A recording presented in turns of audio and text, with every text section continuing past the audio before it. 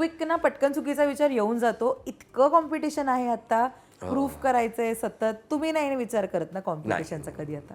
ते कॉम्पिटिशनचा विचार करण्यापेक्षा माझं म्हणणं काय की आपण छान करूया ना, छान करूया. आहे आनंदी. क्या बात आहे. रामकृष्ण हरी. रामकृष्ण आणि हरी. म्हणून मी सांगतो या वारीत तेच शिकवलं जातं. ते शिकायला मिळतं. ही जी वारी आहे ना, हिने मला अधिक समृद्ध केलंय आता.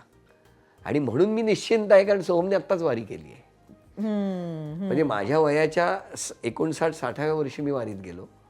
ही पहिली वारी आहे तुमची? पूर्ण वारी पहिली. हा.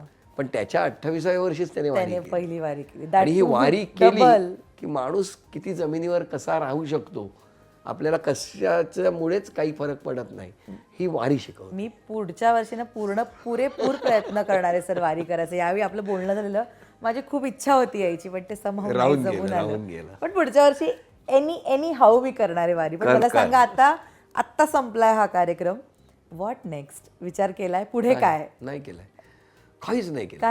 काहीच नाही. मी आता माझं प्लॅनिंग सांग, परत शेतावर जाणार, शेती करणार. भात शेती, आता पावसाची वाट बघतोय, मग भात शेती करायची आहे. या सगळ्या गोष्टींमध्ये मी इतका गुरफटून घेतो आणि त्यातून मस्त काही काम आलं की करायचं लगेच. ब्रेक वगैरे असं काही नाही, 4-5 महिने थांबू? नाही, असलं काही नाही. काम आलं की करायचं. मग ते कुठलंही काम करायचं. मी एक्सप्रेस हायवेवर मका विकायचो. अजून काय सांगू तुला? कधी काय सांगताय?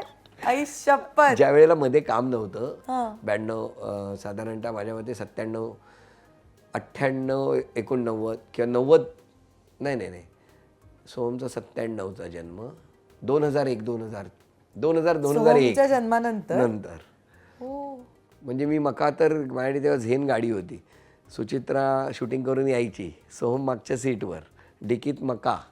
तो मग मी तिथे सोडवायला जायचो. एक मग मला असिस्टंट मिळाला होता, कैलास म्हणून. तो तिथे थांबायचा.